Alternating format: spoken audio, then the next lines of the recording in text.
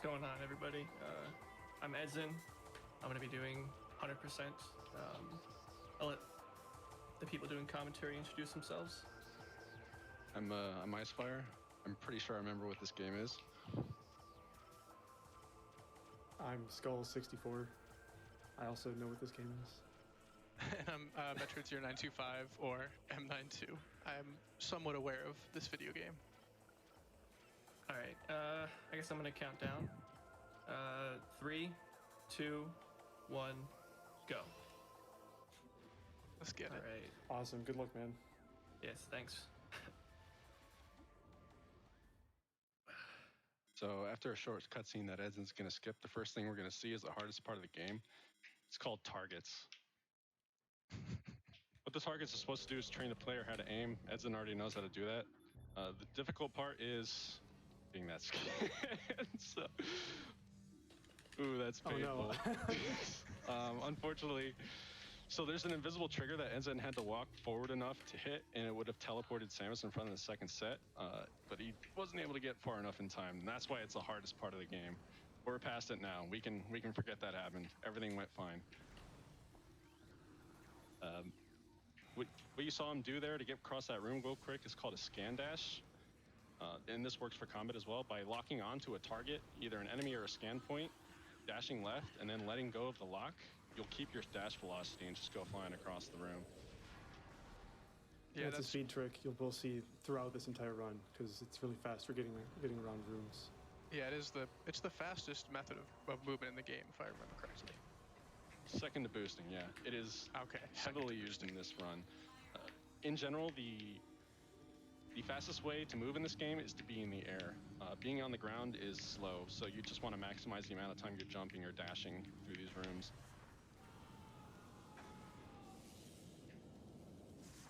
So the area that Edson's in here is the frigate, and it exists as kind of a tutorial area to teach players the controls and teach them how to use the weapons. So since we all know that stuff, it's kind of monotonous sometimes. Yeah, it's a common joke in the community where anything that's hard, boring, and repetitive is called frigate. So thankfully in the 100% category, frigate ends when it properly ends, but in other categories it can go on for a long time. You also get to see frigate twice in this category, which is why it's my favorite. True, that's a good point. This is the only category where you go to the sunken frigate. Mm-hmm. Yeah, we'll be seeing that later, but not quite in the intended way. Got the best music in the game, too. Just doing some more scan dashes here. Unfortunately, have to wait for these doors. There is no realistic way for a human to skip these at the moment. And coming up on this fight is going to be the first boss of the game, Parasite Queen. It's going to be defeated very quickly. We'll see very shortly, using something called rapid fire missiles. And it's done. So that was the first boss.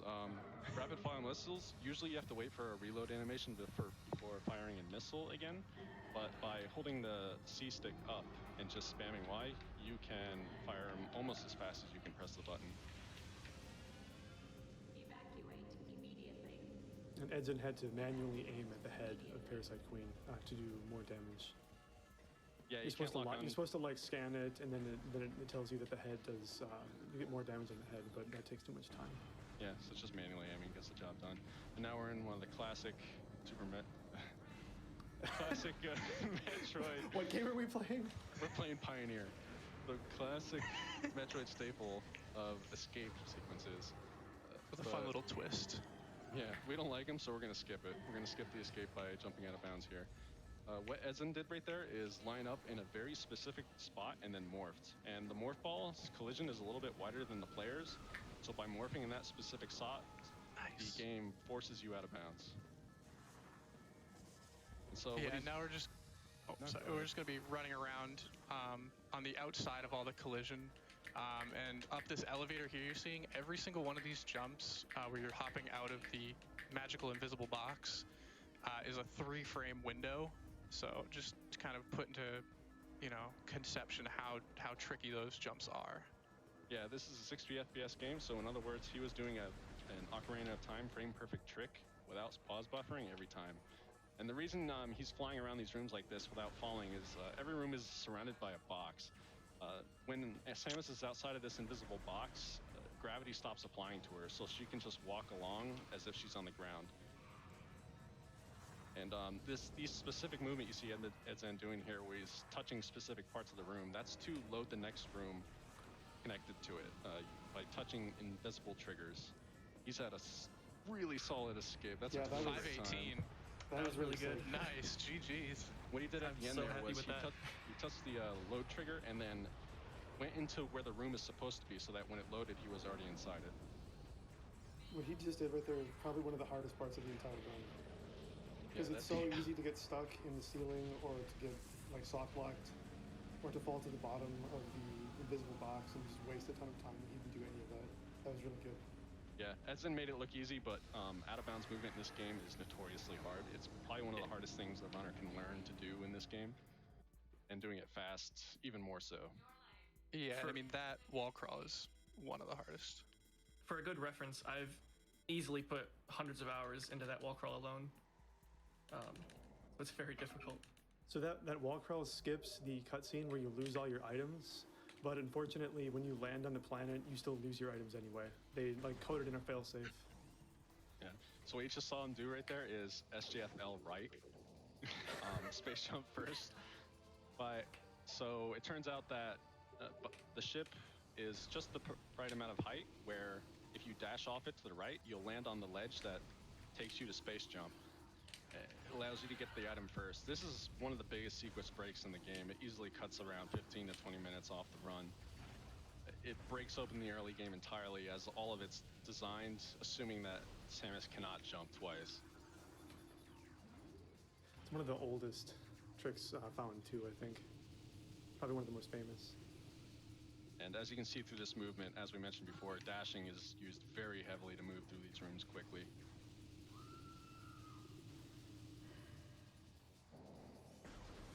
So now we're in Chozo Ruins. This is still the early game, so our goal right now is not to collect all items. It's more to collect the items we need to progress and get extra ones along the way if they don't lose too much time. We'll be coming back here again later to collect all of them. So Edgen just got that missile expansion there. It turns out you don't need to collect the real missile launcher from Hive Mecha. You can just get a missile expansion, and that acts in the same way. Yeah, we won't actually be collecting missile launcher proper And for we quite some time. also, if people remember, there was a little beetle boss that we just flew over. You can jump over that to get the morph ball first, and then we just hit it on the way out. And just ignore this boss and get to listen to the lovely tones of the beetle battle music for the next few minutes. Well, we got more ball. We've got a few more items on our checklist we need to get before we're out of here. We're going to be getting bombs, charge beam, and Varia's suit.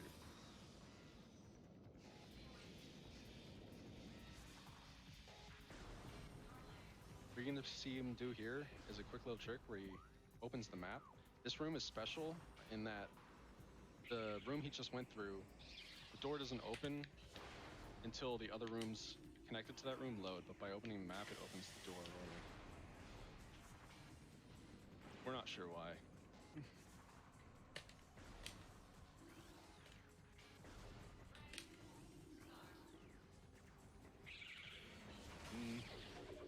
Don't have much to say here, it's just some more movement to charge beam. Do you think we got time for a donation? Yeah, it's probably a good time for that. Request for donation received. Donation loaded. We've got $100 from Wegbauer, who says, third Metroid run, third donation. Easy as that. Time for another? Yeah, go for it. Yeah. We've got $25 from Kiefer, who says, Metroid Prime was an amazing game for its time, and I'm so looking forward to seeing the speed run for it, especially for such a great cause. Keep those donations coming so we can defeat cancer once and for all. So now that we collected charge beam, we're going to be in our way back to bombs here. I was going to say something, but I totally forgot. I was gonna say, like, people have theorized that delaying charge beam might save time, but I don't remember what the consensus was on that. So it actually does in the old route, the inbounds only route, Okay. because you have to come back here anyways, and you have no use for it for the first pass. But in this one, it's required now because We won't be coming back here, and we need to be using supers later on. Oh, good Yeah. call, good call. also it'd just be kind of slow to come back to Gathering Hall and fall to the bottom and whatnot. So we're coming up on RNG, the mini boss here. Yeah, this is Incinerator Drone. It's another mini boss of the game. This is the boss that unlocks more ball bombs. Its phases are random, so the spinning phase here with the flamethrowers lasts for a random amount of time. Not completely random, it's within range, but it's still not consistent. And it has to do this 3 times. I don't remember the exact numbers for it, but it can. You can lose up to 35 seconds on this fight. Yeah. But that's with like the worst luck. On average, you are either going to save about 10 seconds or lose about 10 seconds. Yeah. It doesn't get help the that the same boss isn't particularly interesting, especially with this exploit here. There's a little bit of collision on the lower half of the boss that Samus can stand on and not get damaged by the flamethrowers. So this boss consists of just staring at a spot, waiting for the weak point to come up. Also, I don't have game sound, so can one of you tell me how good this fight was? We After can I finish it. briefly. Oh, really? Looks I'll pretty check good, later then. to be honest. Yeah, it seemed good. Good It fight. felt good. So we have a affectionate nickname for this boss, and it's the developer's handle who made it, Zoid. So we call this a Zoid. I believe Zoid actually came on commentary for Metroid Prime went on, it was like 5 or 6 years ago. Yeah, it was a long think it was time ago. 14. For Games Done Quick. So before we leave, just collecting this missile. We're never coming back here, so this is the only time we can collect this missile. I've forgotten it myself more than once. I have too. It's one of the easiest missiles to forget because it's one of the first actual changes for 100% compared to any percent. Yeah. Although not anymore. Yeah. Yeah, there's a new any percent route where you actually get a power bomb before even getting regular bombs. So you can grab that missile expansion during the Incinerator Drone fight in any percent. Yeah, that route adds at least 10 more character. It's like 50 more characters. The number goes up every time someone mentions it. I bet we'll see that route at a future GDQ. All right, so here's another Definitely. big sequence break that we're going to be seeing for this route. This is called Ice Beam before Flagra. What isn't just there is jumped out of the room through the ceiling. There's no collision in the ceiling, so you can just jump right out. Now he's going to be doing some more wall crawling to get the Ice Beam before fighting Flagra. The reason he has to go this way is because there's a number of beam doors that stop him from going there normally. Yeah, this trick saves about. I don't think it's ever been properly timed, but based on my estimate, about 7 minutes. It's a Do lot. this in 100%. Yeah. 'Cause So it it's completely definitely changes worth the route. doing. Yeah, getting Ice Beam this early enables us to leave labs from the back later, which removes a huge backtrack from the game. Once again, So he's generally, like, making- if you're gonna learn 100%, even though this is a difficult wall crawl, it's pretty much worth learning just because of how much time it saves. Even Like- going really slow through IBBF, Ice Beam before Flagra is still better than not doing it. Just gonna do a Oh, quick door okay. walk here. I got He's that. in. That was a very clean wall really crawl. good IBBF. yeah, this is like a really sick run so far, honestly. It is. So, didn't get a chance to mention it, but just like before, he was moving into very specific parts in the room to load the next ones using invisible triggers, and at the end there, he shot the door to have the room load around him and leave him inside.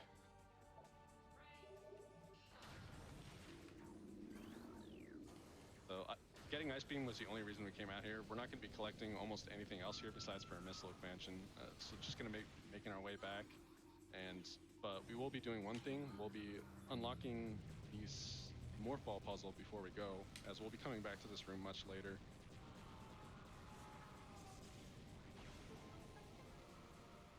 He just jumped in a very specific way in that room to avoid activating a ghost fight, total ghost fight. Yeah, there's an unskippable ghost fight here. And by Nice. unmorphing on that peg and jumping in that very specific spot, he skips the trigger and is able to leave the room without activating it. Yeah, the trigger is pretty huge. It covers most of the room, so it actually is surprisingly precise to avoid it. Here's the missile expansion I mentioned that we're going to be getting early. Normally need boost ball to get this, and by jumping in these spots. Nice. There you go. And just jumping up to the missile, you can collect it without any items. So that jump into the missile little slot there is actually position perfect because it requires a ledge clip to do. So it's more precise than it looks.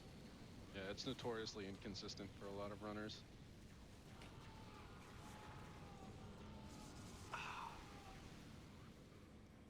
That would have been cool to get. So it's a 6 strat. So here's getting the first energy tank of the run. This just gives you 100 more HP. Helps you stay alive. And So the 100% route, 100%.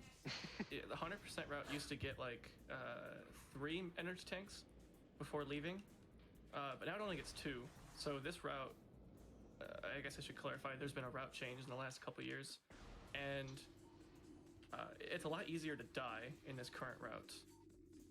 So Yeah. it's kind of risky. Especially in the early and mid game. Yeah, once you get enough E-tanks though, you basically can't die. But until then, it's risks ahead. Yeah, Yeah. To clarify, that ghost skip we were You need a talking safety about save? skips an energy tank. Why do I need to safety save?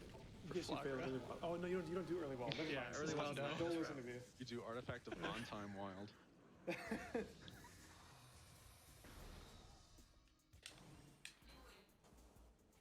Do you do the BSJ here? No, it's slower. All right. Well, I don't think we have On this anything to say layer, at until least. cutscene, boss. Might have time to squeeze in a donation. Yeah, Oh. we can definitely get some donations in. Great. We have so much enthusiasm for Metroid. We have $50 from Kirby Master, who says, "Hear the words of DF, last sentinel of the Artifact Temple. May they magoo you well, Edzan." Donating Yo. this and naming the Skyward Sword run after one of our favorite cats, Kittymon, to bless her health. Thanks, Kirby. Yeah, Yeah, thanks, Kirby.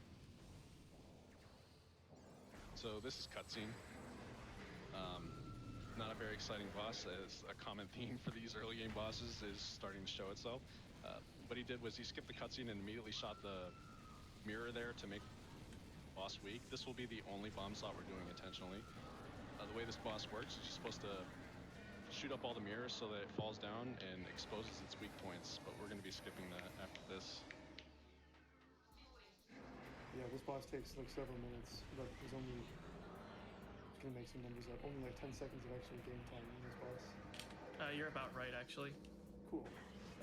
But for a person, you're looking at like 18 seconds. For a task, like 11. So you just saw it there. Instead of shooting down all the mirrors as intended, because we have space jump, we can just immediately dash to the weak point, morph, and lay a bomb. This also breaks the cutscene a little bit, so you can see the plugger there swinging at an invisible Samus instead of being damaged. And just gonna do that 2 more times. Yep. Probably one of the easier bosses in this game. You can probably do like several donations. Yeah. We can do several donations and then some. We've got $100 from the friendly French Canadian who says, "Here's to the game who introduced me to Metroid." We've got 15 from Tyler D who says, "This game seemed like the prime time to donate. Let's phase on Blast Cancer out of existence." We've got $50 from Bash Prime who says, "You forgot to invert the Y-axis for your marathon run. Please invert the Y-axis to ensure maximum run quality." And we've got $25 from Pan who says, "Hey everyone, it's your favorite kitchen implement. I have Edson's 100% task to thank for joining the Prime community. Hard to believe it's already been 2 years. Best of luck with the run. Also, 7 PBs." Thanks, everyone. Yeah, thanks. Alright, so now that we beat the cutscene boss, the game rewards us with another 40-second cutscene for collecting Varia's 30. suit. Yeah. all of these Don't worry, it gets a lot unskippable. more active after this. Yeah, it's weird because once you beat the game, it lets you skip some cutscenes, but not all of them. Pretty sure that's because they Yeah, had to, like, I can explain that. In Prime Okay. 1, all the cutscene skips were handmade by the developers, and so Yeah. what my guess is they just didn't have time to hand make them all. In Echoes, is it automatic? Yeah, they use a different method that just makes it much easier.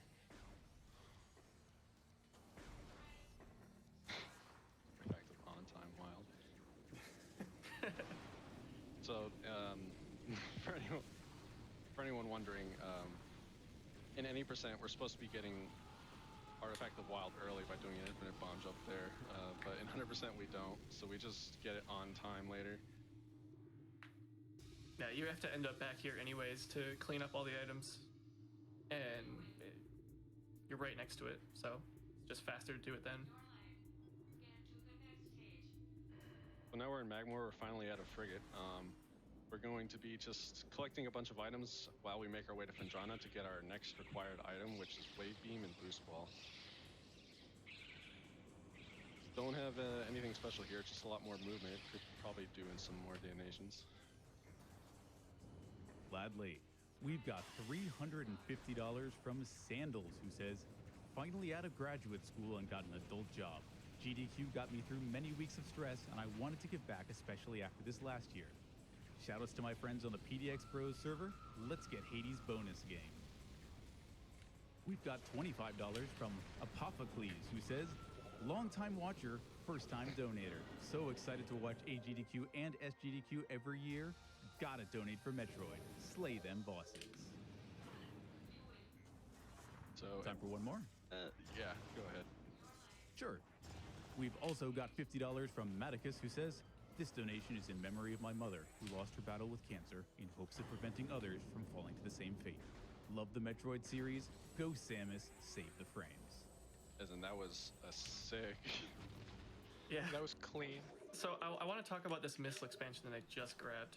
It's behind some rock, and I don't actually know the intended way to break that rock, but you can do 2 missiles, charge beam, or supers. I don't know what was intended, but it's easiest with a charge beam, honestly. Yeah, and the intended way is to use X-ray visor to see a bunch of invisible platforms to hop your way over to that missile, but of course with dashes being as broken as they are, we can just dash straight to it. Yeah. Something to say about dashes is that the scan dashing only works in the original North American version of the game. Every other version, which means PAL and the player's choice, it's patched and you can't scan dash.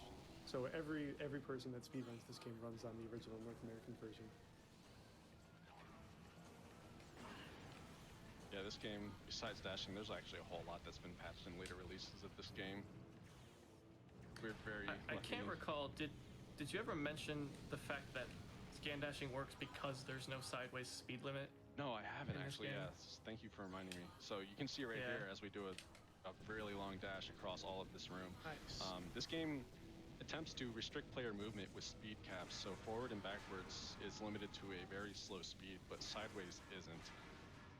So even though after dashing, we can't turn to look where we're going because we'll immediately slow down again, so we just have to stay sideways and essentially memorize where we need to go. And that's probably one of the biggest things to learn when running this game, is just memorize where you need to go, because you could almost never see where you're going. And you'll actually see the fact of how the game slows you down if you don't release the lock-on for a dash right up here, because I actually use it to get in position. It's right after I skip the cutscene for Fendrana.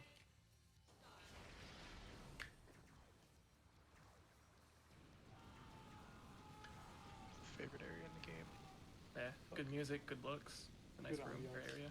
But like I hold on longer there, so that I don't go flying as far or fast. It puts me in position better.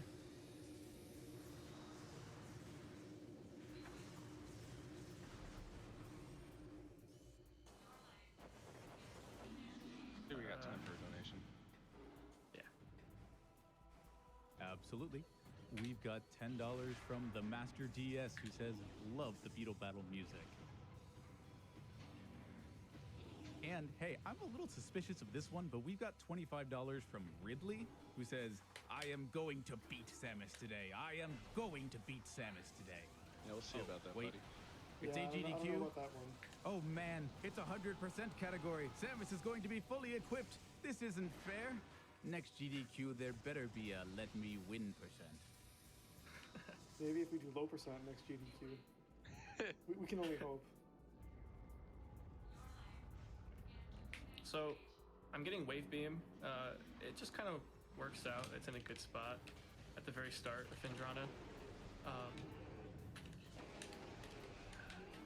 Somebody else wants to take that. So, yeah, we're getting Wave Beam a little bit early because we have space jump boosts. Normally, we're supposed to come here with collect boost ball, go all the way back to the ship, and then collect it. But because we have it, we can get it right away. And besides that, this fight is more or less going to happen intended, except for this. We're going to be laying a couple of bombs near this foot of the Sheegoth, and that does a large amount of damage to the boss. I'm not entirely sure why. After that, it only takes a couple of missiles and it's dead. It's like stubbing your toe, you know? Very violent toe stub. It's like stepping on a Lego. So I'm actually going to get a couple missile drops here because normally you get at least one from those crates, but I didn't get any. And I need some missiles. Nice, and you get 3. Yeah. Yeah, coming up is going to be a very combat-heavy part of the run. Space Pirate Labs. It could be very damaging on health, and having ammo is nice.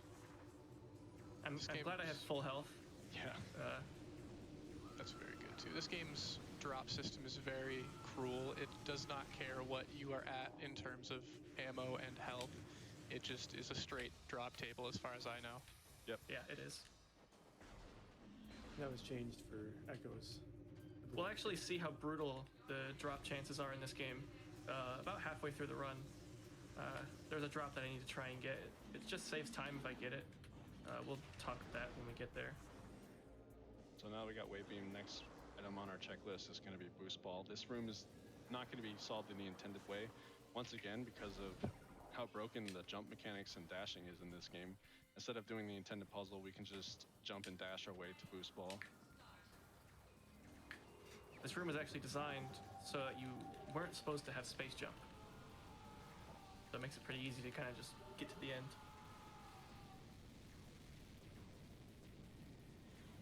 We got time for a donation. Yeah.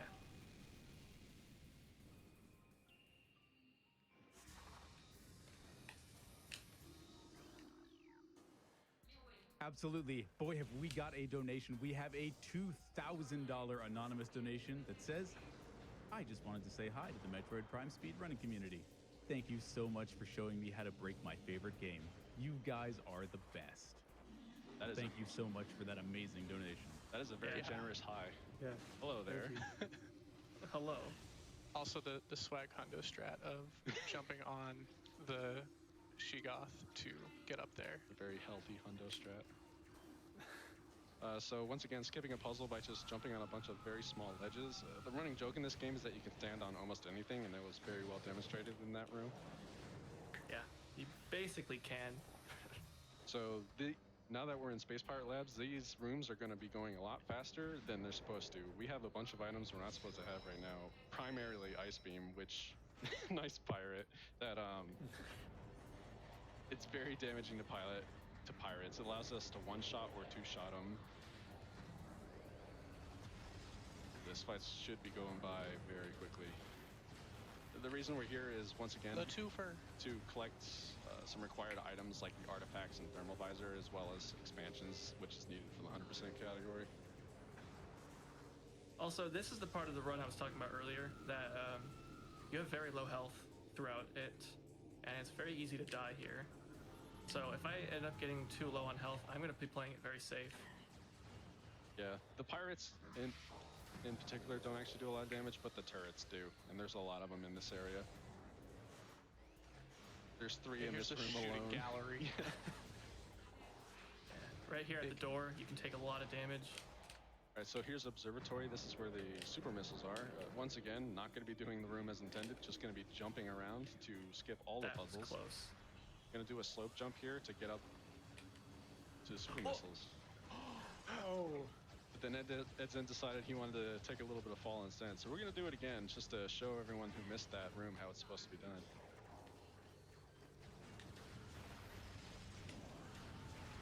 I guess I should explain slope jumping, which he did at the top of the room there. By rubbing against room collision that slides Samus upwards, or just jumping while running up a slope, it'll give Samus extra height, because when jumping, it adds whatever vertical velocity you already have to Samus. And there we go, there's super missiles. Yeah. That's not a big time loss, it's just, well, it's not a big time loss, but it makes the runner look bad, so that like magnifies the time loss by at least 2. At least. Especially tall rooms are the worst. Tall rooms in this game are pretty rough. Prime can be a very punishing game. You can be running it very well, but all it takes is a very small slip up to lose a non-insignificant amount of time. Yeah, falling to the bottom of a room, because also it disorients you, and you have to like find your bearing again. That is risks ahead. And there we go. Okay. Talking about low healths. As we mentioned earlier, those turrets do a lot of damage, so... Okay. Edson. Oh my god. Farm health, please. So there we go for 3 health. The boxes. Oh my god. Edson is 1 shot away. Can he make it? Okay, he grabbed some health. I think he's okay. Please farm the boxes. Oh my god. Oh my god. Dude. Oh my god. So this is what we were talking about. Labs is a very dangerous part because we're in a very low health part of the run and in an area that does a lot of damage. And we just saw it there. This game can punish players very quickly when not executed well. But we're out of there. We're good. We're past the hard parts. GG's, we've survived. My heart's racing. You can breathe now. Wow. That's it, it's hundo, not 21%, bud. I know. Low percent simulator. So Edson, what he did right there is that particular jump movement he did was to skip a cutscene trigger that skips an otherwise unavoidable fight that locks the doors. In addition to that, he's getting this artifact of Elder early. Normally you're supposed to have plasma for this, but by just jumping on top of the fence and shooting a missile, you can hit the tower directly without needing plasma beam.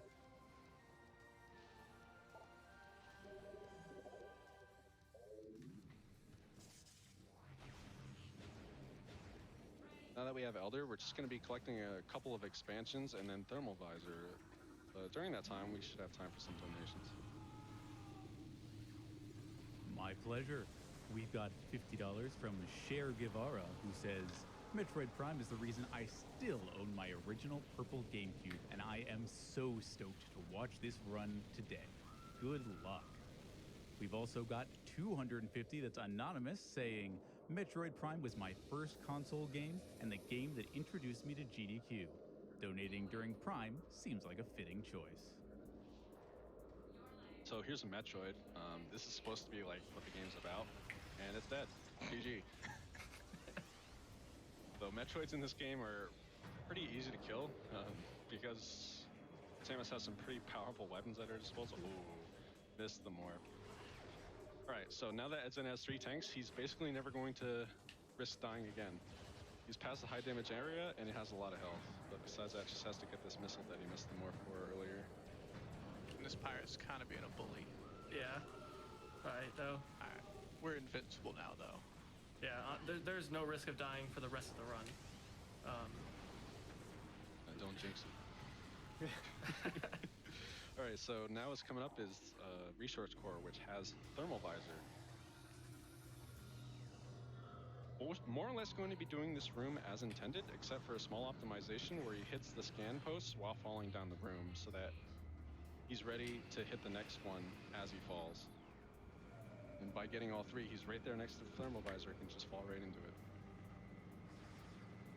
Did this here shows part of the reason why getting Ice Beam early saves so much time. So he has Ice Beam now, so he can just leave through the ice door. If he didn't have Ice Beam, he'd have to go all the way back through all those rooms in the labs. Yeah, with the lights off.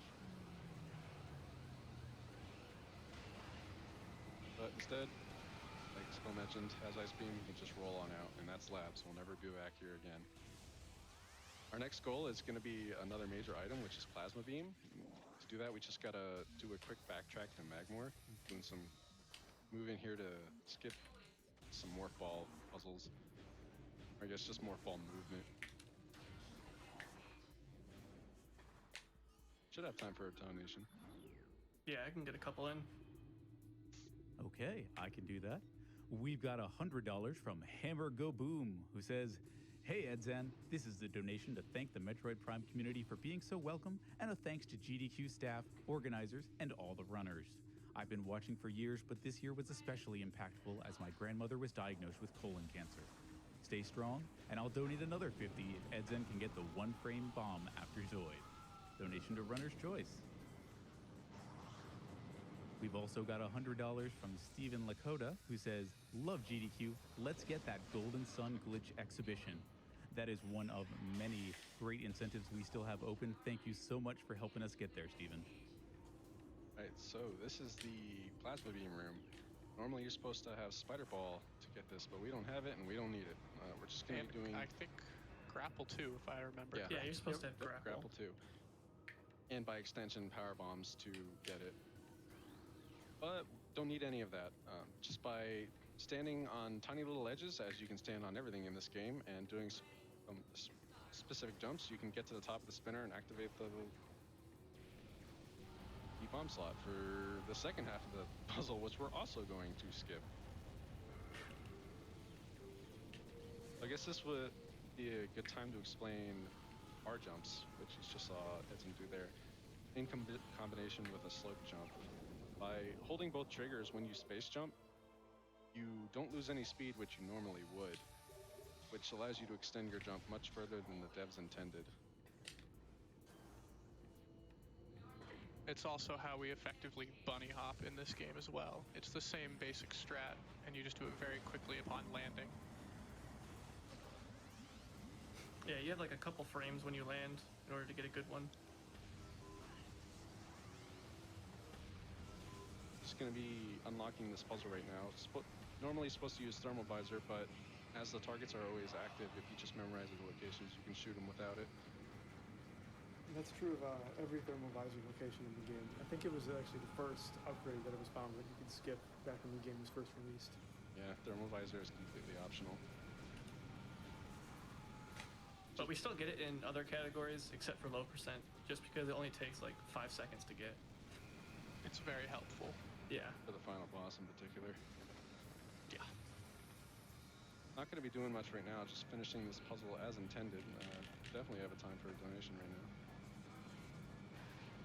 We've got a donation from Kiefer for $33.33, who says, "Congratulations on just barely surviving the labs, but you aren't out of the woods yet. Good luck." Thanks. That was a super risky labs.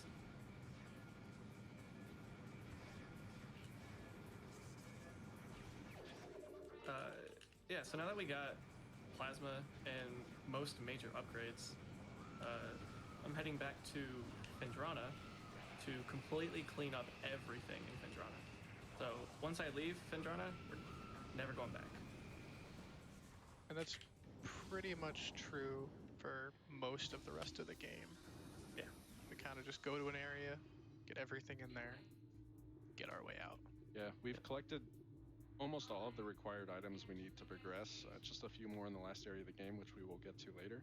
So from now until we get to Phazon Mines, it's all going to be cleanup. We're going to be going through Phendrana, Magmor, and Chozo, and just cleaning up all the items we missed.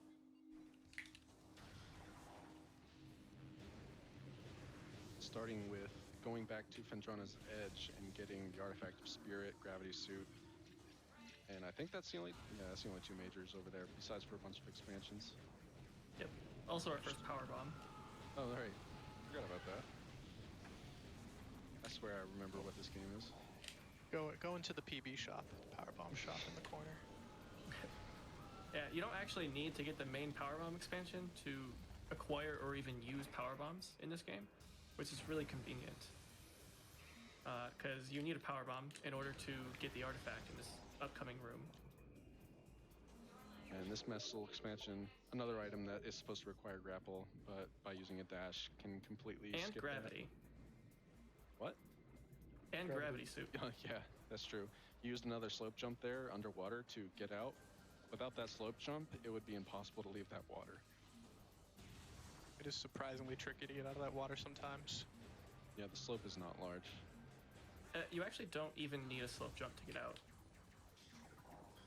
Oh, You have to be high enough I was proven wrong. on the collision. So Edson's just gonna jump on the wall here a little bit to skip doing some just movement on the wall. Yeah, this room is another room that's supposed to require grapple beam, but by standing on little ledges, and There we go. you We can had to just get rid of the Had to get rid of the riffraff. The game would yeah. not let me out of the wall. I was stuck. Yeah. This game has a lot of hidden platforms everywhere that Samus can stand on. In almost any room, those can be abused to climb it without using the intended items or intended directions to go.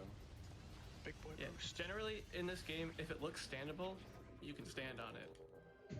So, It's mostly true. mostly. Yeah, you can even stand on a gel sap, although you won't last long. Yeah, I was just going to mention that this was actually... You can die here if you fall on that gel zap. Yeah, you Um, didn't quite see so it, but much damage. yeah, we didn't quite see it, but we did fall right next to a gel sap there, and standing on top of it does several E-tanks worth of damage. I had one run one time where I fell on it and I lost 2.5 E-tanks of health in about 1 second. Coming up here, going to be doing another slope jump with a twist to get this missile expansion that normally requires grapple. And now just going to pick up gravity suit. It's gonna be another 40-second cutscene. Yeah, we can get a So we couple can probably- donations. Yeah. No problem. We've got $50 from Superka, who says, "Love seeing all the hours I spent recovering the Metroid Prime items being squeezed into a less than 2 hours run. Thanks for all the runs. Love from France." And we've got $25 from Dooney, who says, "AGDQ is my favorite season of the year. Much love to all the runners and everyone making this possible. Donation to Runner's Choice." We've also got an anonymous $200 donation that says, "How is the Left 4 Dead 2 incentive still open? Let's fill out BPM hard mode and then close that Left 4 Dead 2 gap." So, coming up here, Edson's going to be trying to kill these flying pirates to hope to get a power bomb drop. There's a couple different places on the way to the next boss, Stardust, where we can get one. I think it totals out to like 30 or 40% chance, Something like that. and it saves a good 20 or 30 seconds on that boss. Also, I feel confident in saying that Thardus is the hardest boss in the game. At least to fight quickly. So, yeah, someone else take that. I can't I think right remember now. dying a lot as a casual too, so I wouldn't say it's just speed-wise. Yeah. Yeah, As we'll see, Thardus requires a lot of very precise aiming, which is hard to do in a game that gives you a free lock on. yeah, the boss is designed to go into a morph ball mode where its weak points cannot be locked onto normally, which means in order to do the boss quickly, we'll be sniping those weak points with manual aiming. But before that, just gotta do a quick missile expansion at the back of the room here by dashing across this massive gap. Big dash. Yeah, a little uncomfortable there with that length. Yeah, you're supposed to have Medium-like grapple for that one. So now that we're done skipping Spider Ball, we decided we're gonna finally collect it by beating this boss, which gives us Spider Ball. One thing to note is you were not supposed to have plasma beam for this fight. So having plasma beam really speeds it up a lot. Yeah. It does so much more damage than anything you're supposed to have here. Nice snipe. So there's the manual aiming aiming we were talking about. Every time the boss goes into roll mode here, it cannot lock on. You have to aim at the weak spots manually. In addition to that, the weak spots have very wonky hitboxes, which can make them hard to hit. Often, if you aim at where you see the weak spot is, it won't actually hit them. So you have to just kind of memorize where those weak spots are. This one's one of the worst because it's like in between or like behind his leg. So like you have to shoot really early. There we go. Nice.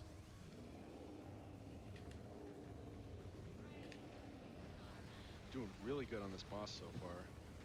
Yeah. Hit every snipe so far, doing real nice. This one I don't expect to hit, not at all, because this last rock only has half of a hitbox. I don't know why, but it does, and it makes it really difficult to snipe. Yeah, in addition, this boss is programmed so that it tries to have the weak points face away from you when it's rolling. It's pretty frustrating because if you don't miss the snipes, you can end up just watching this boss roll around for several seconds. But yeah, like I just did there. It's very easy to lose lots and lots of time on this fight, which is why I say it's the hardest fight in the game. It is definitely one of the bosses that needs the most practice for a good run. Yes.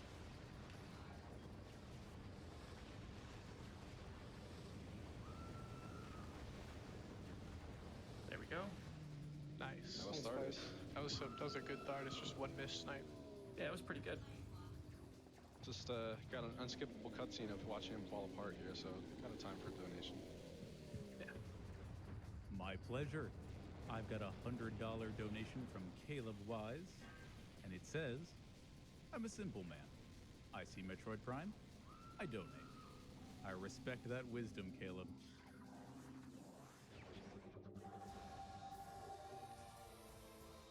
So we now have Spider Ball, the item that we've been skipping so far. It comes in handy in a number of spots in the route, but mostly it's collected simply because the category requires it. It's not used very often as it's usually slower than any of the other options for movement we have. Also, so to add on to the fact that we're never going to die for the rest of the run, every time you get a new suit, you take less damage. And I think Gravity Suit puts up to 50% less damage. And then the final suit in the game makes you take 75% less. So having 13 E-tanks as well as Phazon suit, you can just stand in lava. Yeah, death is pretty much going to be ignored for the rest of the run here.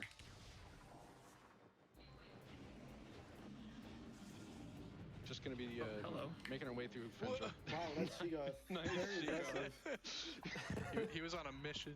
He just wanted to say hi. So now that the Shigoth has done a photobombing our speed run, I was just going to mention the next goal is just cleaning up the rest of the Fenjana and then making our way to Chozo Ruins and doing more of the same there. Yep.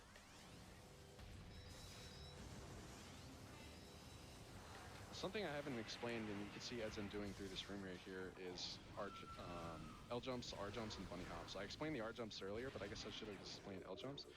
Normally when you jump in this game, it slows the player down, but by just holding L and moving forward, you can avoid that slowdown. It extends your jumps. Almost every part of jumping in this game has been unintentionally broken. It really expands the distance Samus can travel while in the air. It makes the movement very, very cool and interesting to watch, at least in my opinion. It's a very like dense movement system, or I don't know if dense is the right word for it, but it is simple What you but mean. has a very high skill ceiling, especially Yeah. because of the shapes of the rooms. These rooms are very detailed. As you can see, there's a lot of nooks and crannies and things sticking out that give it a lot of detail and life to the world, but that also negatively impacts us as speedrunners, as we need to memorize where all these bumps are and avoid them so that we can move quickly. It can take years of practice to get to the highest levels. Yeah. and the really interesting thing I think about the movement, especially just in general in this game, is that every player over their time with this game develops an almost like style to their play. like you can watch specific speedrunners and almost be able to tell who it is just by how they move through different rooms. Yeah, like, yeah, it's very defining, everybody's movement. Like side by side, most people don't do rooms the exact same. Yeah, a good way to explain it is that any strat you see in a room, there's usually a faster way to do it, with just an ever-increasing difficulty. The any percent route currently does the same route as the task does, and the any percent world record is 49 minutes. The task is 37 minutes, I think it was, right? Yeah, it's actually been a while. Yeah, so... Yeah, That was before 37 Exo Skip 2, wasn't it? But 35 with Exo Skip. Yeah, 35 with Exo Skip, so more than 10 minutes of time with no route differences, just pure movement, can really demonstrate how high the skill ceiling is for this game. Also, that's Fendrana. Yep. Never going back there. Bye, Fendrana. Coming up, we're just going to be getting the artifact of Strength, which is on Warrior Shrine. Not confusing at all, because there's also an artifact called Warrior, which is not in Warrior Shrine. And to get there, we're supposed to be using Boost Ball to unlock a bridge, but we will not be doing that by, once again, just dashing across the gap. If there is That was really close. yeah. If there is a large gap in this game, chances are dashing or jumping can get across it without doing any of the intended puzzles. And because we have power bombs earlier, we can also immediately power bomb this hatch and drop down and get another power bomb expansion. Still Which is super convenient. Yeah, still haven't collected main power bombs yet, by the way. I'm gonna do a quick backtrack right here to get the ice spreader. Each of the 4 beams has its own beam combo, which you use by charging it up and then firing a missile. Hot tub. Just taking a little dip. Yep. Sam is a little sore, just needs to cool off and, or rather relax in the hot tub real quick. I think the only time you ever use any beam combos other than supers is in, well, actually in this run, probably never. Nope, I don't use You're any beam skipping combo Exo. except Super and Wave Buster. You're simply collected as part of the category. For other intents and purposes, we do not use the other meme combos. Yeah, we would use them if we fought the final boss, but Yeah. Not doing that either. Which, yeah, we'll get to that way later. Just gonna be doing some more movement and cleanup for items here. Don't have any really big breaks coming up, so probably have time for a couple donations. All right, I'll read and you let me know when you're ready to keep going. We've got what looks like a $25 train going on. I think these might be the window seats on the $5 train. We've got 25 from Lady Cube, who says, love GDQ, and since I'm working from home this year, I can watch openly instead of sneakily watching in a tiny corner of my computer screen. We've got 25 from Shambalama, who says, another year, another AGDQ. Always amazed to see so many people come together to fight cancer. Good luck to all the runners. We've got $25 from IB Chiron, who says, GDQ is such an amazing event. Recently lost my grandfather to cancer, and this donation is for him. Thank you, GDQ, for all you do. From the GDQ staff, the runners, and the people watching. So, coming up now, what we just saw there is Ed's End jumping what looked like thin air. There's invisible platforms there that normally a player would need X-ray visor to see, but they're always there. So even without it, you can if you memorize their locations, you can just jump up this room without ever seeing them. And it's kind of tricky though because it's a tall room. So if you fall, 9 times out of 10, you're gonna end up at the bottom. And It's a long way down. it's a long way down. That was just a very brief Talon overworld cleanup. Now we're going to be going to Chozo and collecting all of the items there as well before we get to the end of the game. And similarly to Fendrana, once I leave Chozo, that's it. Never go back.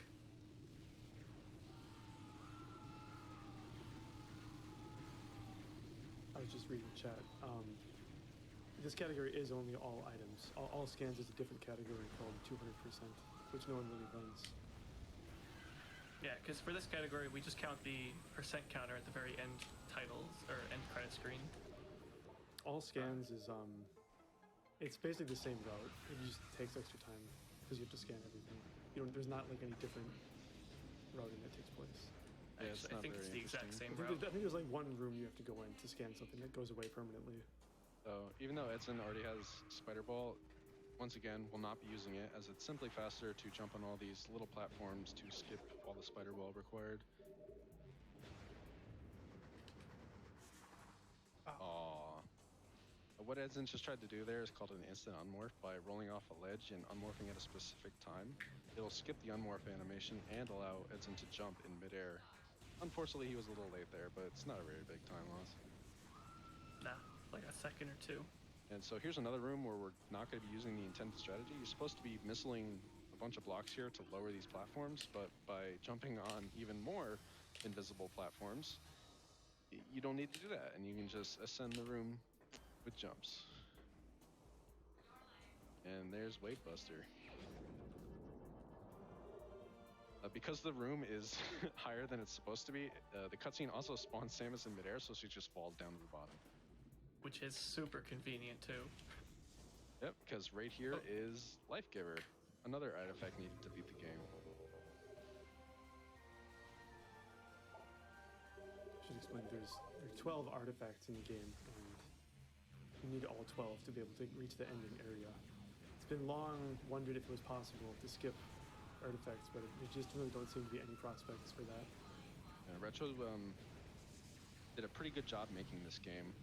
Their scripting system has so far proven to be impenetrable. We have found no ways to circumvent it. All of the sequence breaks we've been seeing here have all been movement based, just getting around physical barriers that the devs have put in place to try to prevent players from sequence breaking, but so far, no luck on the scripting side. The only one I can think of is the item loss, how it makes you lose your items even if you skip the item loss cutscene. Yeah. And that's So that with was- people like delving very deep into this game's code. Yeah, the Prime community has reverse engineered this game very extensively, more so than even some of the more popular games out there. And so far, nothing has shown itself to be a weakness. Retro did a very good job engineering this game. So for the most part, we don't have large glitches like skipping to the end of the world or anything like that. It's still very much a movement-heavy speedrun and requires a lot of good execution to get a good time.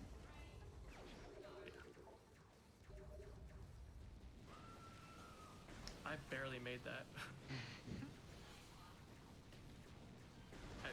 That might have been a ledge clip. So now that we got Spider Ball, Plasma Beam, Ice Beam, and all these major requirements, it's high time we finally get Missile Launcher. There we go. We can finally shoot missiles, everyone. Yeah, Missile Launcher is just a missile expansion with a fancy text box and cutscene. And boss fight, which you skip. Yep. Yeah, there's a boss there, by the way. Yeah, it's Just jump it's around probably it. one of the easiest ones to skip. Yeah, you don't even need space jump to skip it. You just like run around the trigger, basically. You can just walk on the bridge. Yeah, it's tight, but you can. So now we're back here in Sun Tower, I think it's called. We're gonna Yep, be getting Sun the Tower. artifact of On Time Wild here. Completely intentionally, we're not gonna be doing any major skips here, just scanning the totems to unlock the gate and spider balling our way up. It just turns out that it's faster to do it on time in 100% because you have X-ray. So you don't have X-ray visor. You have super missiles. Yeah.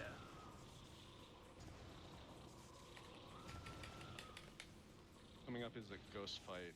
This fight can be a little annoying without X-ray visor, which lets us see ghosts, but by keeping track of the ghosts and using a charge shot followed by a super missile, they should be able to be dispatched fairly quickly.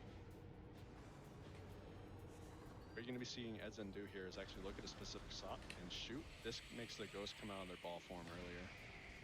And you can see there, he pulled scan visor immediately after firing a super missile. This cancels the animation and lets you charge another shot faster. Oh.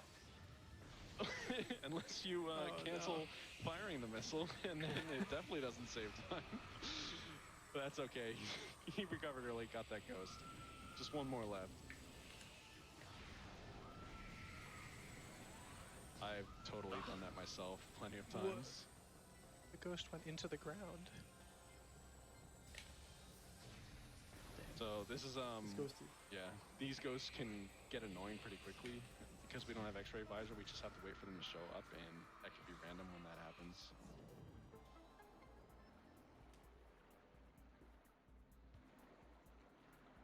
And there is the artifact of On Time Wild. It was a pretty average fight. Nothing left to do now except collect a bunch of more missile expansions, so we have time for a few donations. My pleasure. At the $25 train chugs on. Thank you for not making a fibber out of me, chat. We've got $25 from Danos, who says, "Prime it up, you orb fiends." Much love to all those on the $25 donation train. Donation 4 of 11. We've got $25 from Bahamut, who says, $25 train? Sure. And we've got $25 from Like the Holiday, who says, longtime VOD watcher, first-time live streamer, and donator. Thank you all for making the first work week of the new year somewhat bearable.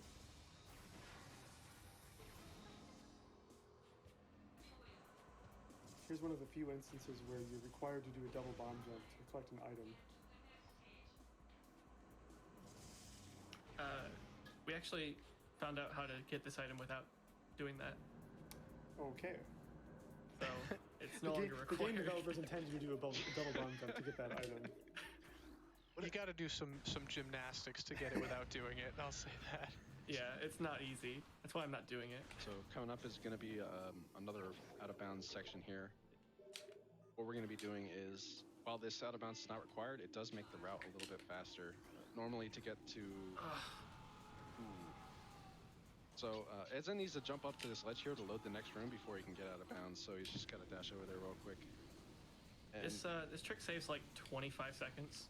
yeah, so the benefit of coming out of bounds here is normally to get to the room we're going to, you need to do basically a big U shape through the world. And additionally, you have to fight ghosts. But by coming out of bounds here, you can skip that. That's a cool strat. I haven't seen a room done like that before. Yeah, the optimal method.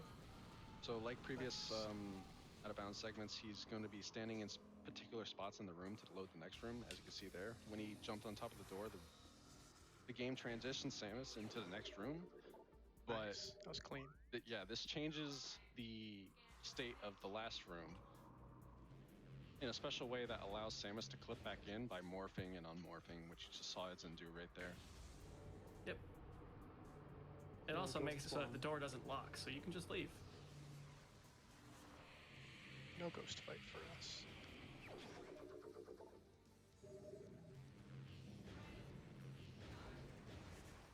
Coming up is Magma Pool. This is another room that requires grapple, which we still don't have. Even 100% collects grapple, but we never use it, as dashing and jumping is just so much more effective at crossing gaps. Taking a little swim in the pool. Yeah, Magma Yeah. pool. another dip in the hot tub to relax the muscles. The new 80% run actually gets that power bomb expansion at the very beginning of the game. It completely changes the route. It's really cool to see. It's a trick that was considered TAS only for several years, and then it was solved like 2 months ago to get that expansion early. A brilliant runner by the name of Garden Designer Vertigo had a brilliant idea to pause the game, and that solved Power Bombs Before Bombs for console. Vertigo solved like several really important things in his few years in the community. He's really found Exo Skip as well. Yeah, I think he's saved over 3 minutes with the 80% run just by himself with discoveries. So As Pretty mentioned cool. before, we're here in Chozo collecting mostly just expansions. Don't have another major item for a while now, so probably have time for a donation. My pleasure. We've got $25 from We Go Giant, who says, first donation of the marathon, more to come later. Metroid Prime is one of my favorite games of all time, but when I 100% the game, it usually takes a lot longer than this. Keep up the great work. We've got $25 from Emphabet with the comment, window seats, choo choo. And we've got $20 from Joanne K, who says, thanks to GDQ for continuing through adversity. It really highlights the spirit of this wonderful event. Donation to Commentator's Choice. Well, thank you, Joanne. There was a question in chat asking who found May Skip. That's Justin. I believe it was Justin. Yeah, so a runner named Justin DM_speedruns got locked into a room and found Maze Skip.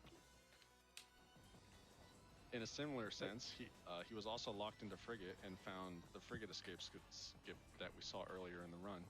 So, if you want something found, just put Justin in the room and don't let him leave until he finds it. So it might look like I'm doing the same wall crawl as earlier.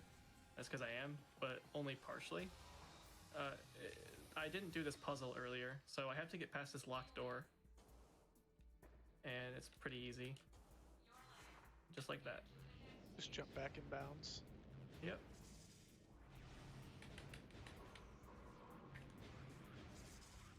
And despite it looking slow, that puzzle is actually way slower, so it saves like 10 seconds. Do the wall crawl. Oh. Even though we have Spider here, once again, it's faster to just jump on top of all these small platforms to get to the top of the room, and use Spider only for the last part of the puzzle to get its missile expansion. Yeah. If I'm not mistaken, Spider Ball is not required for anything in this game. Don't think it is, you no. You can get around Tower of everything. Doom. The tower missile? Yeah, that's right. Never mind. For one thing. So here's the ghost we skipped earlier. It's faster to fight it now. Because I have supers. Yeah, while we have supers.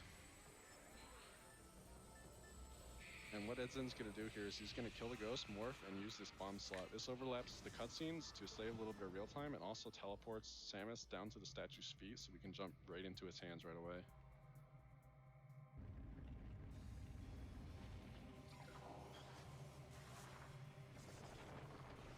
Nice. Got a one-frame bomb there. That's what makes this run special.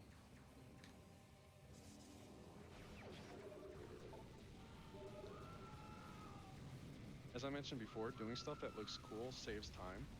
So Yeah. by getting the one-frame bomb, you probably saved about 5 minutes right there.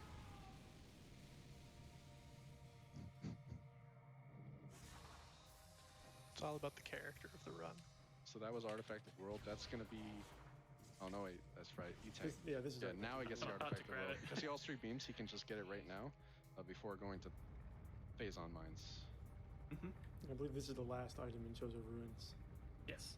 So he's cleared out Fendrana, Magmor, and now Chozo. This is the last item he will be collecting in Chozo. Yep. Just going to be making our way to X-Ray Visor now. Probably have time for another donation. I'd be happy to. We have a $500 donation from Chain Rain, or Chain RXN, who says, thank you so much for another year of AGDQ. Perfect way to start off 2021. Thanks to all the runners and organizers.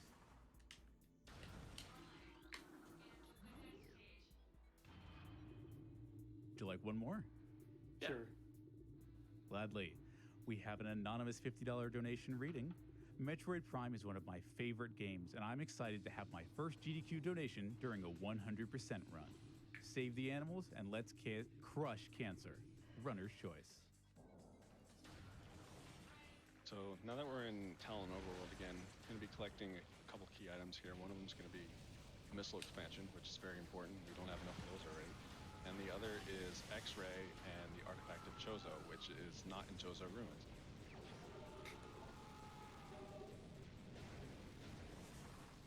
Once again, just stood on an invisible platform there that we normally can't see, and Again, standing on the spider ball track instead of using it to get up to this room. And coming up here is the second worst room in the game, second only to targets. This is Life Grove Tunnel with a notoriously annoying half pipe, which Edson opted to skip by bomb jumping up instead. This half pipe can be pretty annoying because Samus can get stuck in the walls, and there's really nothing the player can do about it. Nice. Nailed on that X-ray. Yeah. Thankfully, Life Grove Tunnel was very nice, and Edson got through it very cleanly. I still have one more pass, so It's not over don't yet. jinx it.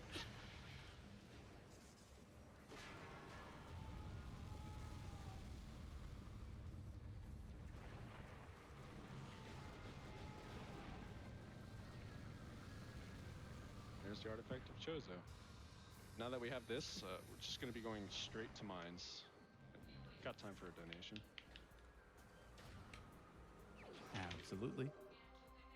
Varsity sends in $25 and says, "This is a prime time to hop on the donation train. Let's get that BPM hard mode going." Just a quick jump here. Edson jumped on top of that rock, which you're normally not supposed to stand on, but it's prime, so you can. And this skips doing a ghost fight that you would otherwise need to leave this room.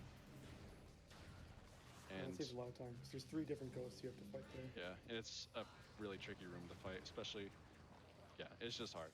And coming up here is bar skip. Normally not supposed to come to mines in this direction. Oh, I landed too. And swimming simulator. But by doing a double bomb jump, you can squeeze through the top of the bars there and skip doing the crash frigate and go straight to mines. And you can do that in both directions on those bars. So this is the main deviation in this route from the previous route. In the previous route, Edson would go and do the crashed frigate right now, going from the front. But instead, in this route, he's going to do it after phase on mines and do it from the back. Now we're in phase on mines, the final area of the game. Oh, just to chime in, that route change also does have the effect of, in previous Hundo routes, you would have 13 energy tanks and you'd only have 1 left to collect. But with this, you only have 11 energy tanks going into mines, which makes a little bit of a difference later on for a strat that we have to do in mines. Yeah. There's only been about 2 route changes in the last several years for 100%. And actually, both of them were by Icefire here on commentary. Yeah, it's a very difficult category to route. You know, it's got a lot of restrictions, having to collect all the items and still do it quickly. Yeah. I'm honestly surprised I was able to find what I did. But getting back to this run now, Edson's going to be scanning this shield. We're not going to be going through it right now, but we will later, so it needs to be down. Mines, in particular, is a pretty difficult area of the run. It's got a lot of hard rooms to get through quickly, as it's an area designed where Samus is supposed to have all her items, so we can no longer easily skip gaps just by having space jump, for example. It has a lot of very technical rooms. And there's Grapple Beam, the item we will not be using.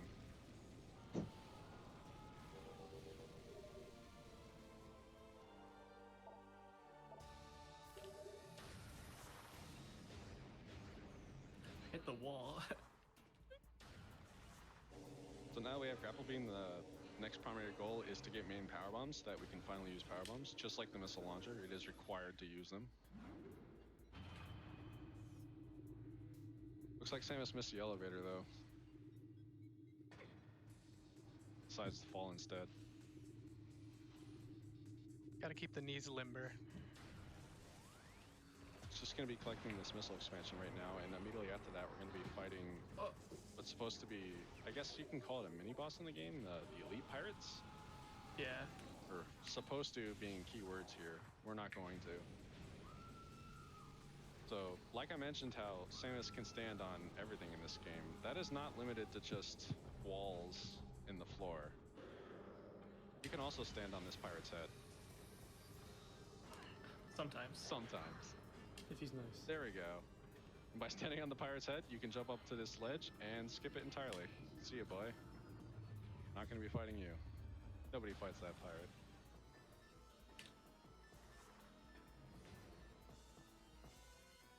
Cutscene. Got time for a donation. I heard cutscene, I thought donation. We've got him, absolutely. $25 from Armsofts, who says, it's prime time for the $25 donation train. I hope the message echoes so we can fight against the corruption of cancer. And $25 from Metroid Master, who says, had to donate during my other favorite Metroid game. And yes, Prime is indeed tied with Zero Mission for favorite Metroid game. Shoutouts to the Prime communities, and I do plan to learn to run this game very soon. Also, Edzan, don't scare me like that again. I'll try not to. Petition to save up here. Oh yeah, of course.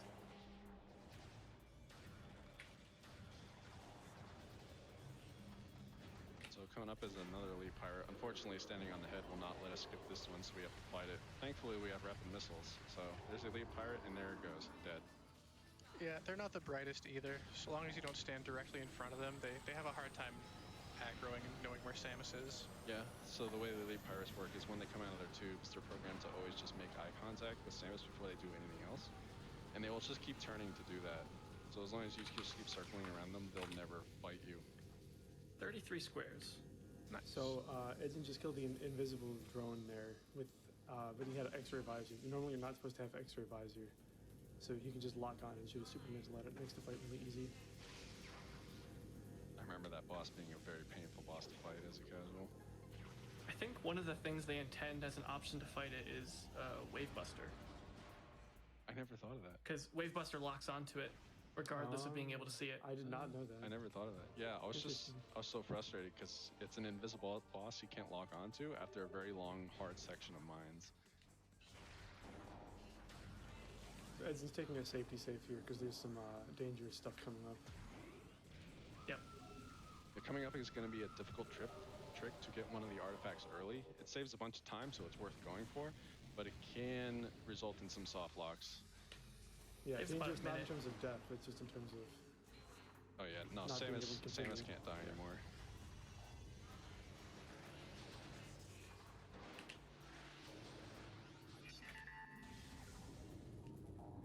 Ooh. I waited there because if you enter a room at the same time the scan visor opens, you have the chance to crash. So I just wanted to be safe. Yeah, I saw you pull up in that scan visor, and I was like, you had me for a second, but you stopped, so Well, normally I don't wait, but you know, be safe. I'm not trying to crash my game. So this is Metroid 14A, another room that requires Spider Ball, but we don't want to use it, so we're not going to. Instead, we're going to jump on some small ledges, do a slope jump up this wall, and collect this missile without Spider Ball. I don't think any of those Metroids are going to be in the way, but there's a small chance. Alright, cool. Nice. Clean MQA. That is a very tricky room. Yeah, it's So now very tough. Edson's headed to the spookiest part of the game, the spooky music. I remember when I was a kid, I was spooked by it. I don't need any serious time or anything, by the way, so feel free to just explain as I go. Cool. Yep, so we just got one more room left, and we're going to be doing a pretty hard trick in a specific sequence. The first things first, we're going to get into the room. We're going to be killing all of the Hunter Metroids in here so they don't get in the way. They're easily dispatched with just an ice and a missile. And up that glider up there, we want to be on top of that glider. We're just going to be doing a slope jump to get up there. Nice. Oh, and then he just walks off. That's unfortunate. Not a big time loss, though. Because the glider spins right around, and Edmund's right there to get back on it again. So he's going to freeze it and get into a very precise spot in the glider. Look at this wall. And Awesome. got it. And Nice. clips out of bounds. So Not over yet. a very tiny fraction of that glider actually clips out of bounds during its normal track. And it takes Samus with it when she's riding it. So by getting in that precise position and just waiting, you can have the glider just clip you out of bounds. And the reason we're going out of bounds here is to get the artifact of Newborn early. That phazon that it's surrounded in does significantly more damage than any other Phazon in the game, and Retro, I imagine, did this to try and prevent players from getting it early. But by going out of bounds here, we can just collect it through the wall, taking very minimal damage. It's possible to get this artifact in bounds with the number of energy tanks Edson has, but it's just very, very tight. And if you make any mistake at all, you'll die. And then even after you get it, you'll have very little health left. So it's actually safer to do this out of bounds. Nice. Nice. And he got back in bounds. And both of the times that you saw him like sit in one spot and boost for a few seconds and then unmorph. Little spaghetti happening here. Don't worry about it. Move on. It's okay. Whenever both of those times, those are a possible soft lock if the angle and position isn't just right on those. So it's a pretty risky whole secret world and proceedings there. Yeah, Edson nailed it. He made it look easy, but that is probably one of the harder tricks in the game. So once you leave Phazon Mines, or leave Omega Pirate, I should say, you need 5 power bombs to finish the run, which is why I kind of waited there to get a drop. Because I have just enough to finish the run now. Yeah, without having to farm for drops anywhere. Yeah. Troopers knocking Samus around. Although Samus has so much health that the risk of dying is essentially 0, the troopers can still be annoying and pushing her around and making it difficult to go fast.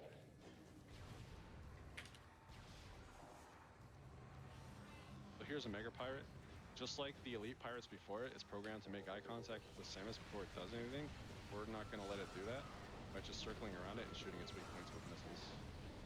And this is actually a New Game Plus exclusive, because you need to skip the cutscene in order to be able to not have the Mega Parent see you. Because normally it'll see you during the cutscene. Yeah, I guess we didn't explain that. We're technically playing on New Game Plus, as we played through the game before to be able to skip all the cutscenes, which the game normally doesn't allow you to do. I guess we are seeing a beam combo here. That was the Wave Buster, just dispatching those Wave Pirates really fast. Yeah. And 100% you have so many missiles, you don't really have to worry that much about wasting missile strength. Yeah, Omega Pirate's... There's actually no risk of running out. Omega Pirate's X phase is actually fairly easy. He is extremely weak. He's probably one of the weakest bosses in the game. He has very little health. It's just 2 missiles and then super missiles for the next pool will dispatch him without issue. And Edson is moving around between a specific way, so that Omega Pirate spawns in the pool he wants. And that's the fight. This fight is by far the easiest in 100%. It's a little tricky in any percent, and then very tricky in the low percent categories. So that wall crawl that Edson did earlier is that means that he doesn't have to go back to get that item now. That saves like a minute or something. Omega Pirate gives Phazon suit, which makes Samus immune to Phazon damage, and that's the intended way to get Newborn. As well as basically almost any damage. I have 75% damage reduction now. It's gonna take a very special level of failure to have Samus die now.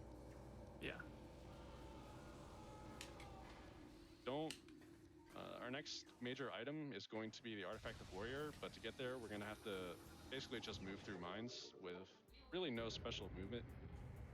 Except for this next room, PPC, Phazon Processing Center, we're gonna be, once again, jumping on a bunch of small ledges to skip a lot of the platforming required to go through this game, as well as a dash here. That was close.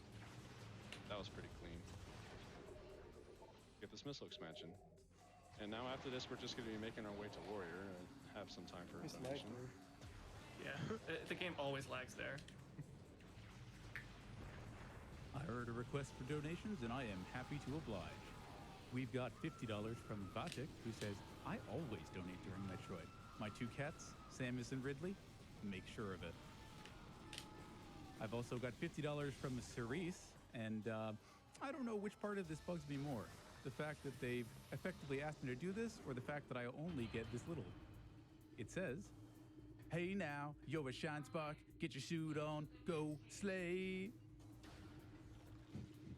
So that happened. 5 out of 10. So Savage. That's at least a 7 out of 10. Yeah, for the effort.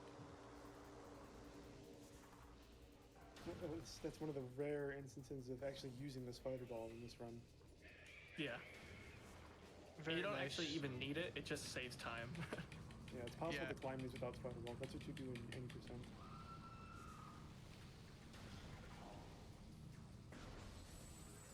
Oh, we gotta wave hello to Cal. So we're not supposed to be coming through the room in this direction right now, so there's going to be an invisible wall here that Edzen is going to boost through. So when you collide with a wall in the opposite direction that you're intended to, Samus will get stuck in it, and boosting enough times gains enough speed to allow Samus to just fly through it.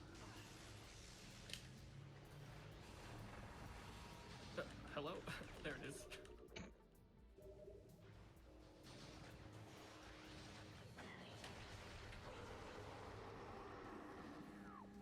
Just doing a quick map pause right there to reduce lag.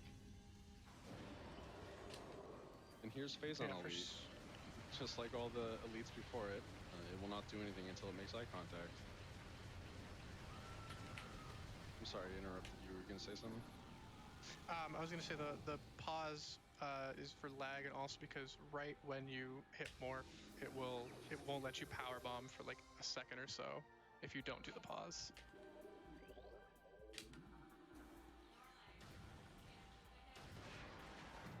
That was the Artifact of Warrior. That's all the major items in Mines, except for a very special one that we're going to be relying on heavily later in the run. Most important item in the entire game.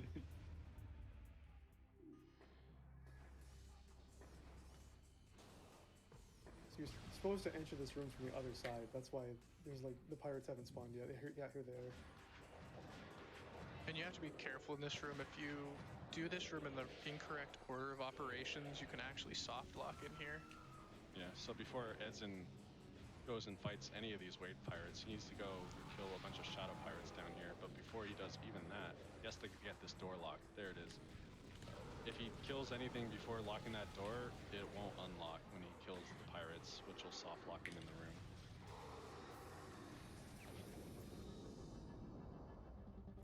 Get all of them? Yeah. So, what Edzen did right there was he killed all the Shadow Pirates and then went and collected Flamethrower. And what happens when you kill the Shadow Pirates is it starts a timer. And once that timer ends, it plays this cutscene again, which unloads the room and teleports Samus back into the next room. And now that he has the items and killed the Shadow Pirates, he can dispatch these Wave Pirates and get out of here. Easy mode too.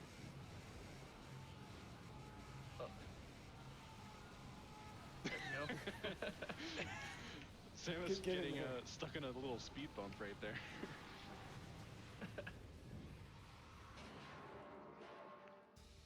I believe that's the last item in Mines. Yep. Now the only thing left is to go back to Talon Overworld and do the crashed frigate. And then go to the end game. Well, I guess there's one more thing in between. Minor thing.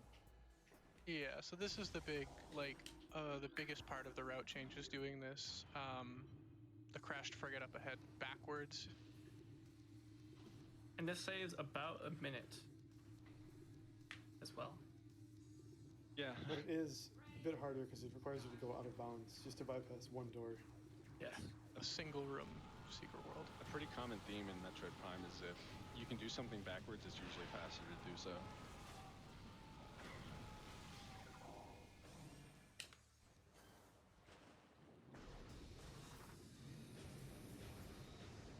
So, I guess we should explain what makes going backwards here faster. Normally you have to do a bunch of thermal visor puzzles where you activate power terminals to enable doors, but by going in reverse, you can skip all of that. The doors just open normally.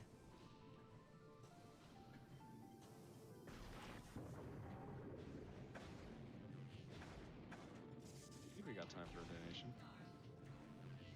Yeah. We've got donations. We've got $100 from Bossasaur. They say, I'd like to donate on behalf of Rob Paulson. You know him as the voice of Turtles Raphael, 1987, Donatello, 2012, and Yakko Warner from Animaniacs. We are both cancer survivors, and his kindness to me has helped keep me going. Let's all kick cancer's butt. Cowabunga! Incentive goes to commentator's choice.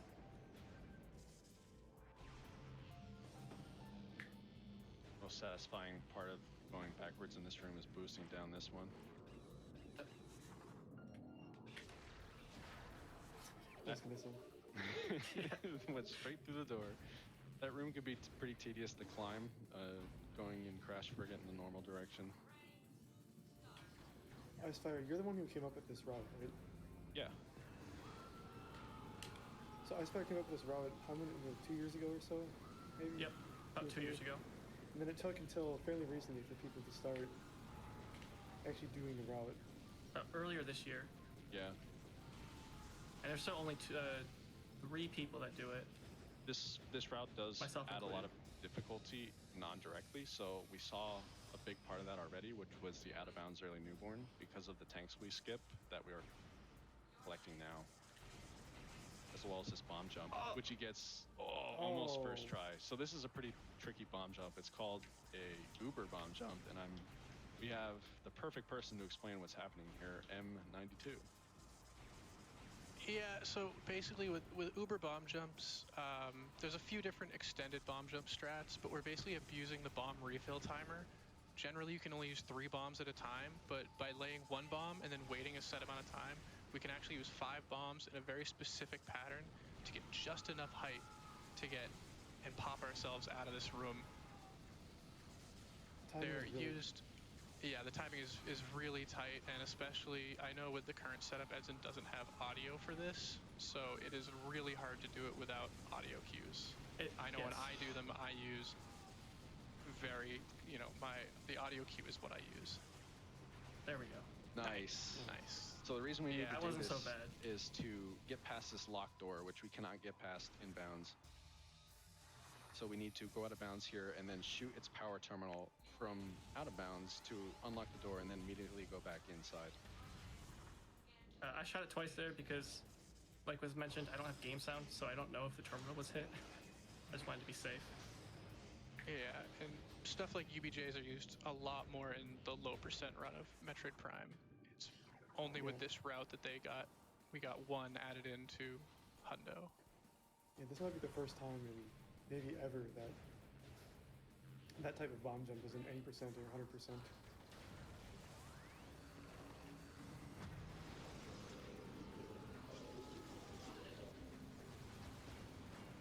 Hello?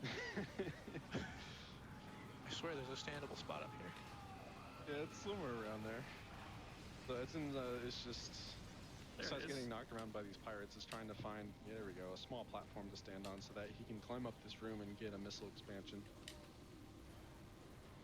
And that's the only reason to come up here, because as soon as he gets it, he's going to come right back down. Yep.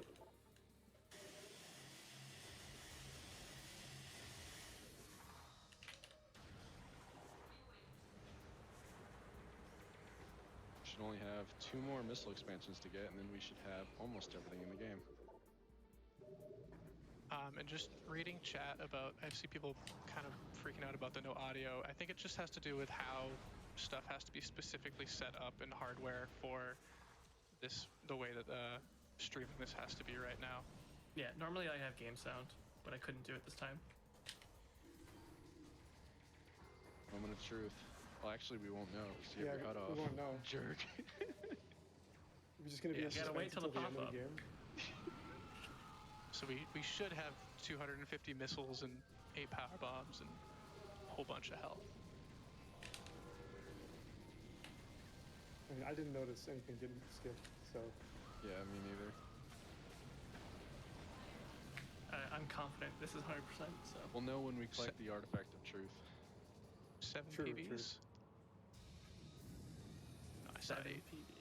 So we have almost everything in the game. The only thing left to do now is go to the final area, Artifact Temple, and do the final boss rush.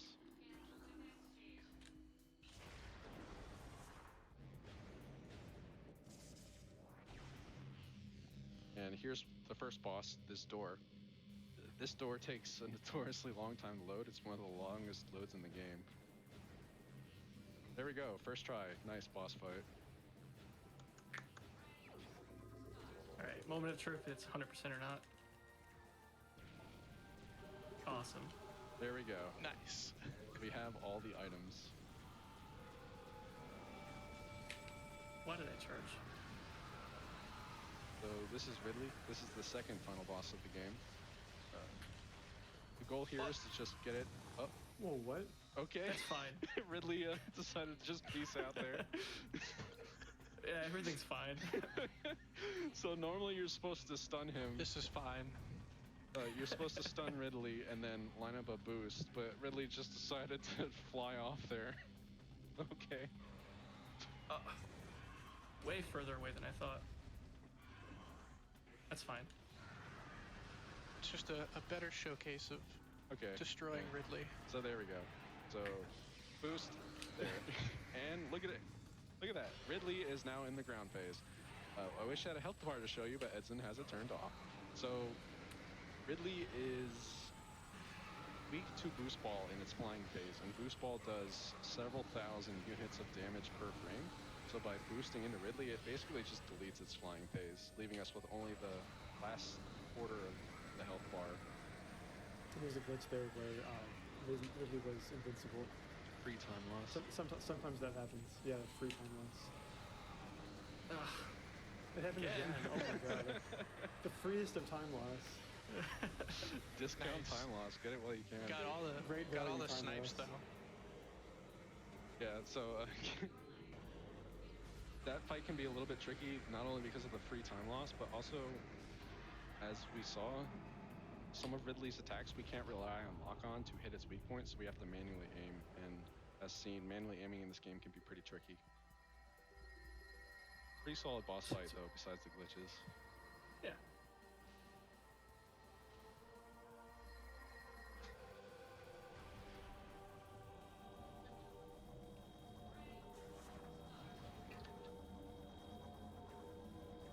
All right, final area time. Going to fight the final bosses. Well, So- one of them. One of them, yeah. Fight in quotes. The next boss in this boss rush is a bomb space jump when going out of bounds. Gonna be doing a safety save here because what's coming up is a pretty difficult sequence of tricks with a potential to soft lock. What's coming up is called Exo Skip. This is gonna be skipping the first phase of the final boss. I've never done this trick before, so maybe Edson can explain it better. Basically, what we're doing here, you see that he's killing the Metroids. This is for basically an AI manip. For whatever reason, the first round of Metroids in this room don't have the right AI and behaviors for what we want to do. So he's going to kill the first set so that way they respawn. And he's going to basically drag them up here and get one to latch on. And he bombs, and he's going to look in a very specific direction over here so that way it goes to the right position in that other room. Get rid of this one so it doesn't bother him. And now that Metroid is in the other room. Edson's going to basically stand in a very specific spot to get the Metroid in a specific spot here.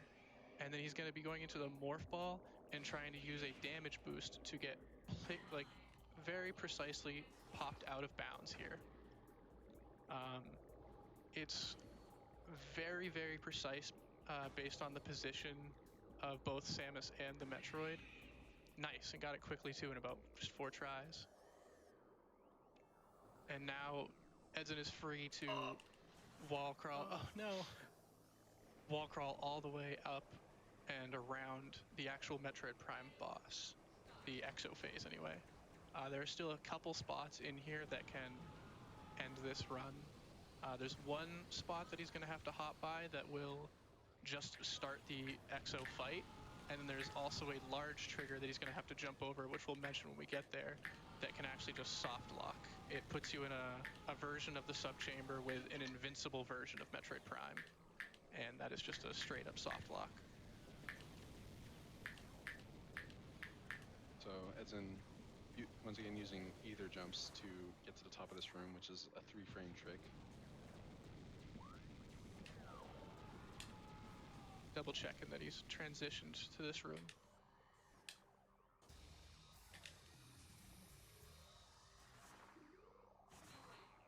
So you're going to see some interesting movement right at the start of this room. It's going to be to go around a large trigger that would start the fight.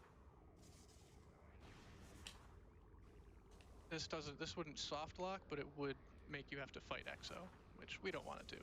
That's slow.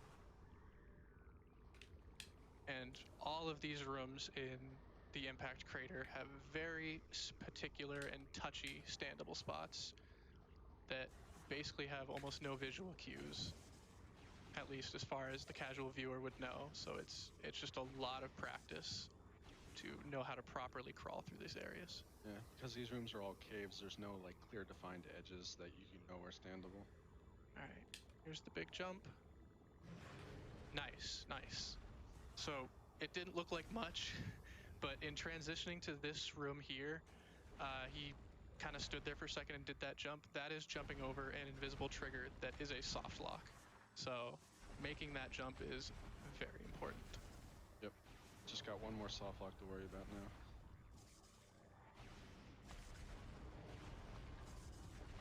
And again, finding standable spots in here is really, really tricky, especially with whenever you unmorph in here, the game wants to face you towards the boss, which isn't too bad in this room, but in some of the other transitions becomes a bit of an issue. Like you'll see when he unmorphs here, it'll make you always face towards Metroid Prime. Nice name drop there. We're skipping the name of the game.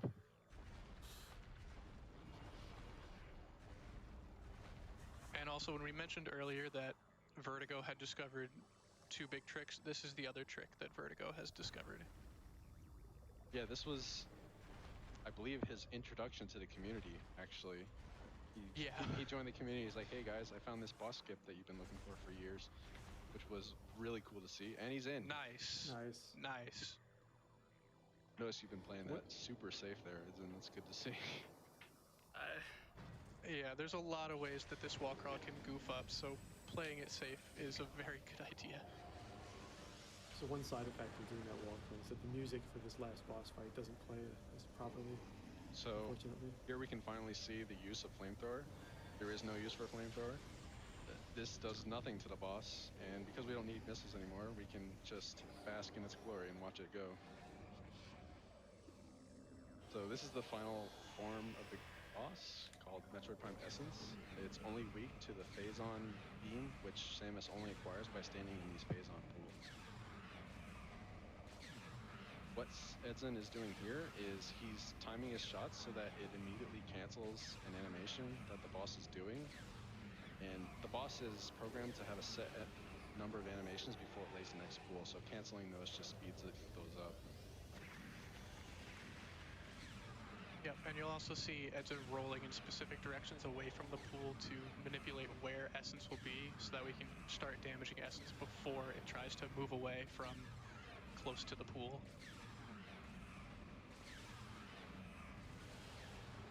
It's important to keep Essence away from the husk, the body on the ground, because if the Essence goes over there, then it can skip a pool, which wastes a lot of time. Time is coming up. And this is just pool cancels to extend. By basically walking in and out of the pool, you can extend how much damage or how much time. Time. Nice. That's nice. That was a clean Essence too. Yeah. That was a really solid run. GG. GG. That was a good freaking run.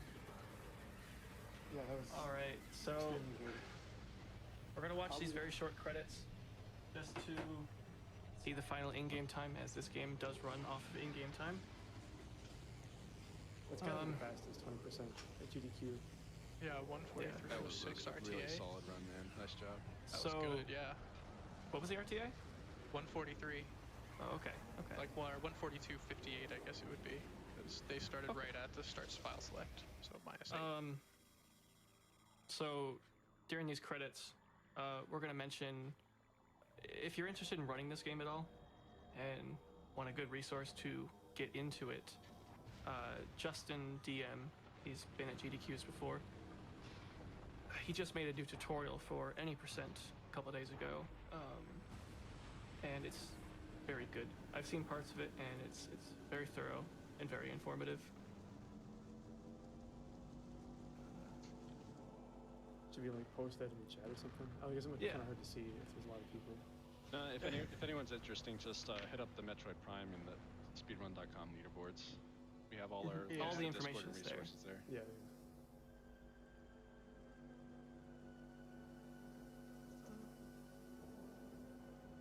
Yeah, I'm pretty happy with this run. The Pirate Labs was kind of risky. That was a sick run. That was risks ahead. What would you have done there if you had died? I don't know. I hadn't prepared for that. Well, good thing you didn't die. You would have pressed .done and you would have said, I died. Also, yeah, well, while this, finishing the credits really quick, I've also tasked this category. I did a couple years ago. It's very good. The in-game time for that one was 49 minutes. And for reference, the record right now is 1 hour and 10 minutes. So it's 20 minutes faster than the record. So if you want to see even better gameplay than today, go check it out. Nice. 116. Nice. Good run. Yeah, so I think that's it for us, unless anybody else has something else to say.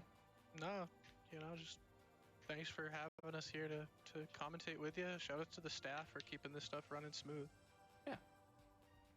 Thanks for watching, everybody. Yep. Yeah, thanks everybody.